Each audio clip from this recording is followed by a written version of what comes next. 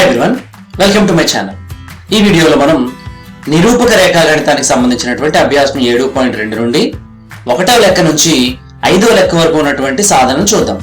Please subscribe to my channel for more videos on class 10 mathematics. ముందుగా మొదటి లెక్కను చూసినట్లయితే బిందువులు -1 7 మరియు 4 -3లచే ఏర్పడు రేఖాఖండంను 2:3 నిష్పత్తిలో విభజించు బిందువు యొక్క నిరూపకాలను కనుగొనండి. సో మనకి లెక్కలో A -1 7 మరియు B 4 -3 అనే బిందువులను కలిపే రేఖాఖండం ఉంది. ఇప్పుడు ఈ రేఖాఖండాన్ని 2:3 నిష్పత్తిలో విభజించే బిందువు యొక్క నిరూపకాలు మనం కనుక్కోవాలి. ఆ బిందువుని Px, y అనుకున్నట్లయితే ఈ AP విలువ 2, అదేవిధంగా BP విలువ 3గా మనం తీసుకోవాలి. అంటే AP:BP 2:3 అని అర్థం. ఈ నిష్పత్తిని మనం M1:M2 గా తీసుకుంటాం. మనకి ఇచ్చినటువంటి రెండు బిందువులు ABలను x1 y1 అదేవిధంగా Bను x2 y2 గా తీసుకుని మన సూత్రాన్ని ఉపయోగించుకుని P యొక్క నిరూపకాలు చాలా సులువుగా లెక్కించవచ్చు. ఇవ్వబడిన బిందువులు A -1 7 మరియు B 4 -3. So A x1 y1 అదేవిధంగా B x2 y2. మనకి ఇచ్చినటువంటి నిష్పత్తి M1:M2, దీని విలువ 2:3. ఇప్పుడు P యొక్క నిరూపకాల సూత్రం రాసినట్లయితే Pxy M1x2 plus M2x1 divided by M1 plus M2, M1y2 plus M2y1 divided by M1 plus M2. ఇప్పుడు ఈ సూత్రంలో మన దగ్గర విలువలు ప్రతిక్షేపించినట్లయితే M1 into x2, M1 2 into x2 4 plus M2 3 into x1 -1 divided by M1 plus M2 2 plus 3, M1y2 2 into -3 plus M2y1 3 into 7 divided by 2 plus 3. ఇప్పుడు ఈ విలువలు సూక్ష్మీకరించినట్లయితే 2 4 8 plus into minus 3 1 3 by 5, 2 -3 -6 plus 3 7 21 by 5. So అప్పుడు ఈ విలువ 8లోంచి 3 పోతే 5/5 మరియు 15/5. This is equal to 5లో 5 ఒకసారి, అదేవిధంగా 15లో 5 3 సార్లు. సో మనకు కావాల్సినటువంటి బిందువు 1 3. ఇప్పుడు రెండో లెక్కకి సాధన చూద్దాం. బిందువులు 4 -1 మరియు -2 -3లచే ఏర్పడు రేఖాఖండం యొక్క త్రిధాకరణ బిందువుల యొక్క నిరూపకాలను కనుగొనండి. ఇంతకుముందు మనం చేసిన లెక్కలో ఒక రేఖాఖండాన్ని 2:3 నిష్పత్తిలో విభజించే ఒక బిందువునే కనుక్కోమన్నాడు. ఇప్పుడు మనకి ఇచ్చినటువంటి లెక్క త్రిధాకరణ బిందువుల యొక్క నిరూపకాలు కనుక్కోవాలి. త్రిధాకరణ బిందువులు అంటే 3 సమాన భాగాలు చేసే బిందువులు. అంటే మనకి ఇచ్చినటువంటి రేఖాఖండాన్ని 3 సమాన భాగాలు చేసే బిందువులు ఏంటో కనుక్కోవాలి. సో ఇది AB రేఖాఖండం కనుక మనం భావించినట్లయితే ఇప్పుడు ఈ రేఖాఖండాన్ని 3 సమాన భాగాలు చేయాలి అంటే మనము 2 బిందువులను కనుక్కోవాల్సి ఉంటుంది.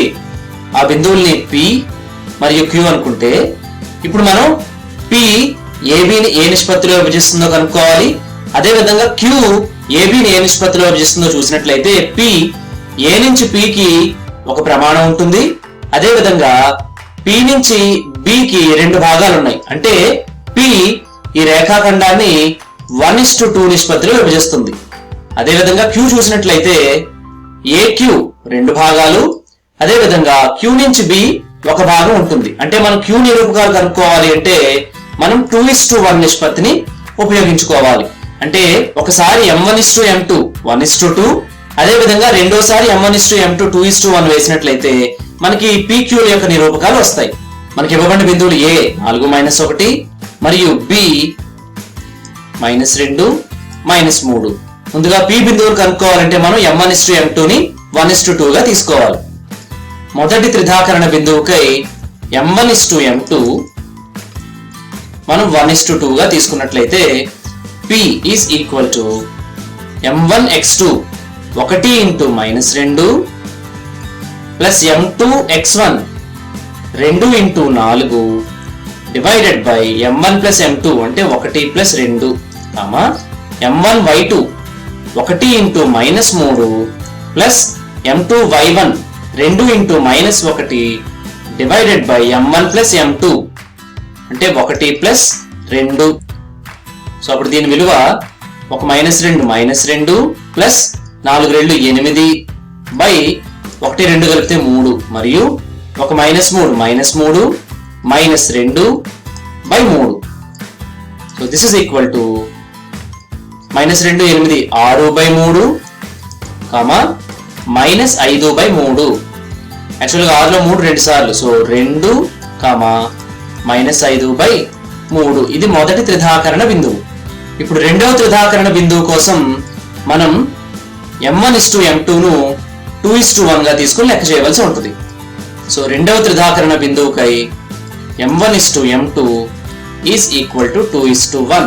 ఇప్పుడు q నిరూపకాలు కనుక్కున్నట్లయితే q is equal to m1x2 2 into -2 plus m2x1 1 into 4 divided by m1 plus m2 2 plus 1 m1 y2 2 into -3 plus m2 y1 1 into -1 divided by 2 plus 1. Now this is equal to 2 -2 -4 plus 4 4 by 2 plus 1 3 2 -3 -6 -1 by 3. Now this is equal to -4 plus 4 0 0 by 3 -1 by 3. 0 by 3 అంటే 0 -7 by 3 అంటే ఇది రెండవ త్రిధాకరణ బిందువు. ఈ విధంగా మనం త్రిధాకరణ బిందువులు కనుక్కోవాలంటే 1:2 ratio ఒకసారి వేయాలి, 2:1 నిష్పత్తిని ఇంకొకసారి వేయాల్సి ఉంటుంది. ఇప్పుడు తర్వాత లెక్కను చూద్దాం. బిందువులు -3 10 మరియు 6 -8లచే ఏర్పడే రేఖాఖండమును బిందువు -1 6 ఏ నిష్పత్తిలో విభజిస్తుందో కనుగొనము. ఇక్కడ మనకి a -3 10 మరియు b 6 -8 అనే బిందువుల్ని -1 6 అనే బిందువు ఒక నిర్దిష్టమైనటువంటి నిష్పత్తిలో విభజిస్తోంది. మనం ఆ నిష్పత్తి విలువ కనుక్కోవాలి. ఈ బిందువును p అనుకున్నట్లయితే మనము AP ఈ BP విలువను లెక్కించాలి. అంటే మన దగ్గర m1:m2 విలువ లేదు, కానీ ఆ నిష్పత్తిలో విభజించే బిందువు యొక్క నిరూపకాలు ఉన్నాయి. మనం ఇంతకు ముందు 2 లెక్కలు ఉపయోగించినటువంటి సూత్రాన్ని ఉపయోగించుకుని ఆ బిందువుని -1 6కు సమానం చేసినట్లయితే m1:m2 విలువను మనం సులభంగా లెక్కించవచ్చు. మనకి ఇవ్వబడిన బిందువులు a -3 10 మరియు b 6 -8 అంటే a ని x1 y1 అదేవిధంగా b ను x2 y2 గా తీసుకుంటాం. ఇప్పుడు మనకి విభజించే బిందువు ఇచ్చేసాడు, నిష్పత్తిని మనం కనుక్కోవాలి. సో m1:m2 నిష్పత్తిలో విభజించే బిందువు యొక్క నిరూపకాలు మనం సూత్రం ఇది m1x2 + m2x1 / m1 + m2 m1y2 + m2y1 / m1 + m2. మనకి ఈ బిందువు యొక్క నిరూపకాలు ఇవ్వడం జరిగింది. -1 6. ఇప్పుడు m1 m2 ని అట్లాగే ఉంచేసి x1 y1 x2 y2 విలువల్ని ఈ సూత్రంలో ప్రతిక్షేపిద్దాం.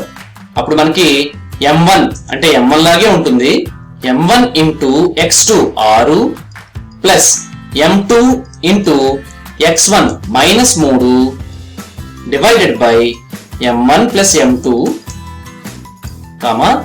m1 y2 m1 × -8 plus m2 × y1 అంటే 10 డివైడెడ్ బై m1 + m2.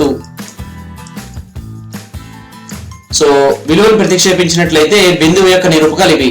కానీ మనకి లెక్క ప్రకారం దీని విలువ -1 6కి సమానం. ఇప్పుడు ఎడమవైపును సూక్ష్మీకరించినట్లయితే m1 × r ని 6m1 - 3m2 / m1 + m2 -8m1 + 10m2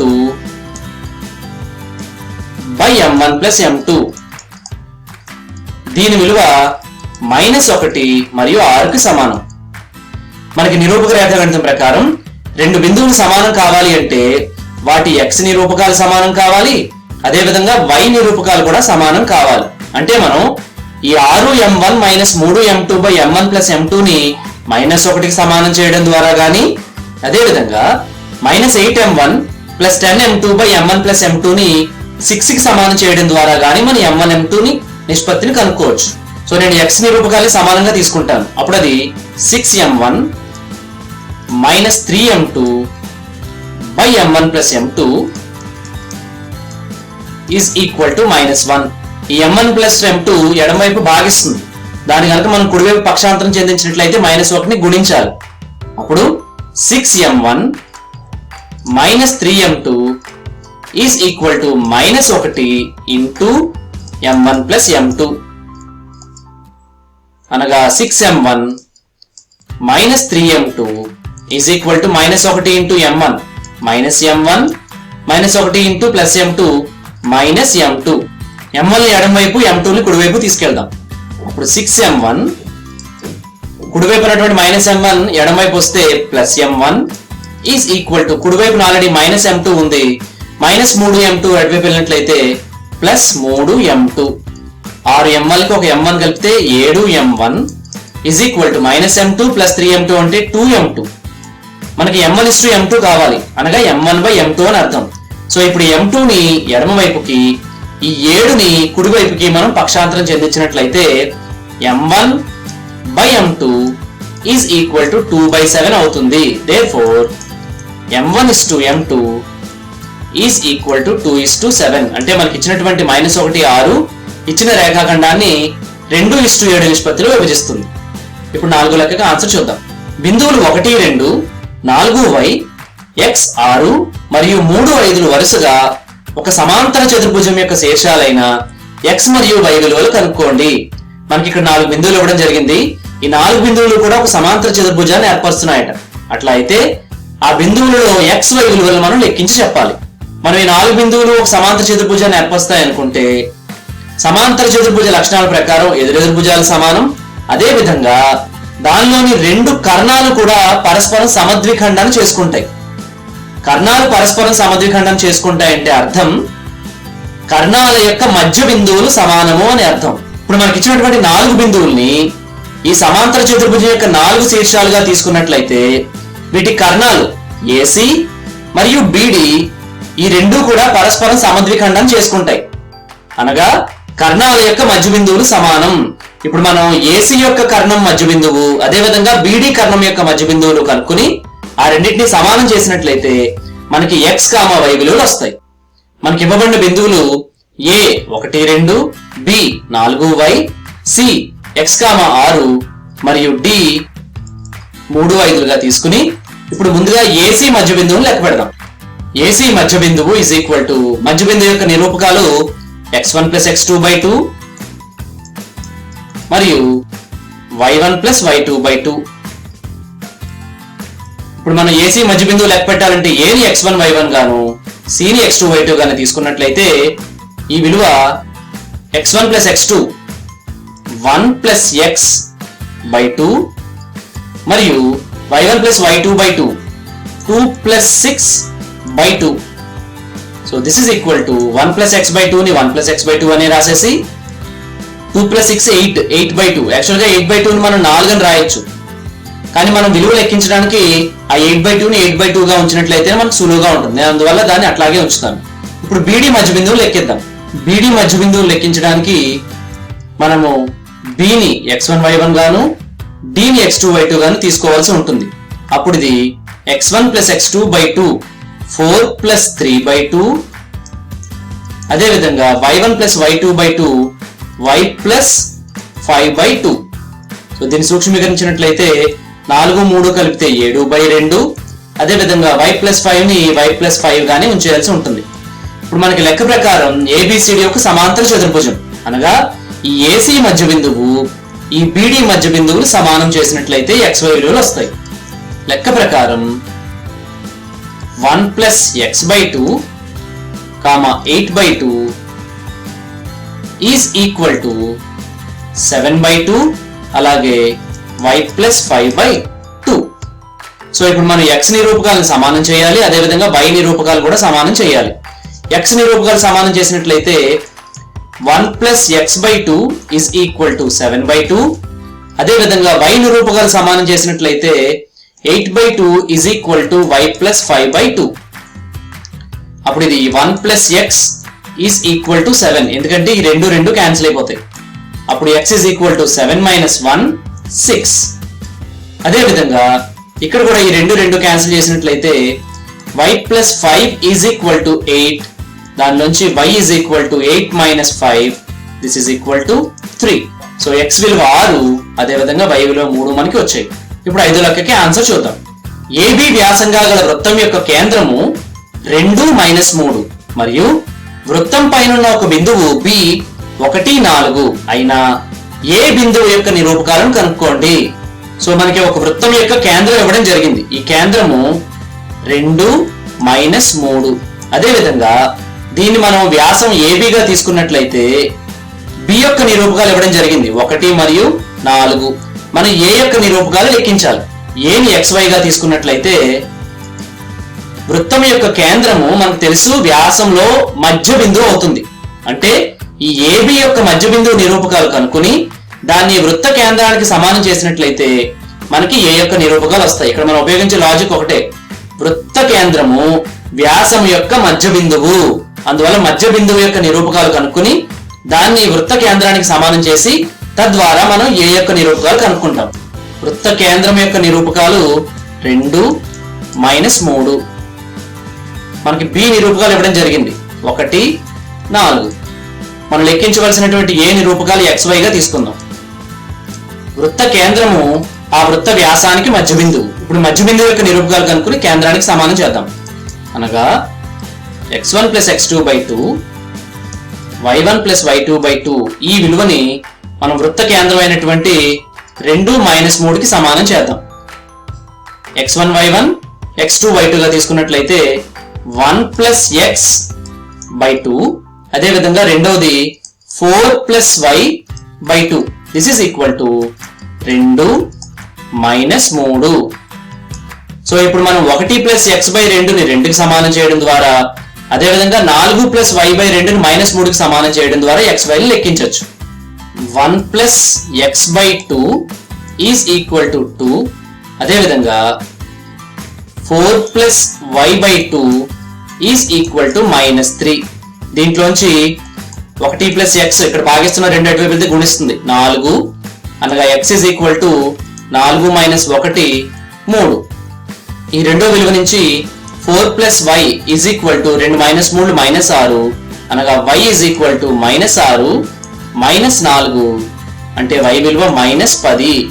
therefore A యొక్క నిరూపకాలు మనకి 3 మైనస్ 10 గా వచ్చాయి. ఈ విధంగా మనం మధ్య బిందువు యొక్క నిరూపకాలను ఉపయోగించుకుని వ్యాసం యొక్క రెండవ చివరి నిరూపకాలు కనుక్కున్నాం. 6 నుంచి 10 సమస్యల యొక్క సాధన మనం తర్వాత వీడియోలో చూద్దాం. Thanks for watching.